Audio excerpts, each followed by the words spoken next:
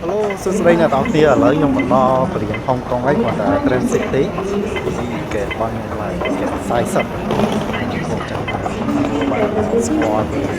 ហុងកុងតទៀតហើយខាងមកនេះហុងកុងនេះចង់10ឆ្នាំបាត់ហើយហើយបរៀនគេធំហ្នឹងគាត់តែចុះមកចង់កន្លះម៉ោងមកដល់កន្លែងចេញឥ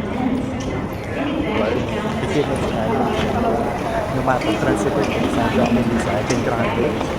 តែនឹងសង្ឃឹមថាមកលេងនៅហុងកុងម្ដងទៀតដែររៀនគេបានគ្រូចាញ់ចាញ់ហើយធំប៉ុណ្្នឹងហើយនៅ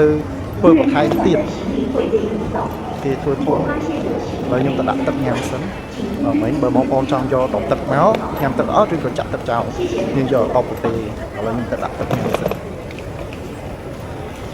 នៅកន្លែងនេះកន្លែងដាក់ទឹកពុកចិត្តទុកទឹកតែគេដាក់ក្នុងក្រៅគេដាក់ក្នុងទុកទឹកទេឥឡូវខ្ញុំទៅដាក់ទឹកញ៉ាំសិនហត់ដល់បងប្អូនអើយព្រោះ transit តែ7 ម៉ោងអញ្ចឹងយើងខំមកលឿនខ្លាចគេឆ្ងាយទៅឥឡូវខ្ញុំដាក់ទឹកហើយដាក់មួយកដុំទុកញ៉ាំដូចជាហត់ជីកហើយជី2ម៉ោងជាងអីទៀតទេដល់ខ្មែរបងប្អូនឥឡូវចូលទៅអង្គុយចាំគេរងចាំឡើងដល់ពីចិត្តដល់ម៉ោងគេបើកហ្គេតម៉ោង3:35នាទីតាមពិតមកចង់ដើរមើលនៅក្នុងពលានហុងកុងដែរតែខ្លាចកន្លែងហ្គេតnóឆ្ងាយមកពេលមកចិត្តភាសាតែគេមានអាទិភ្លើងក្រោមដែលយើងជិះដែរអញ្ចឹងយើងមិនដើរហត់ខ្លាំងពេកនេះជាអាទិភ្លើងភាសាគេគិតនោះ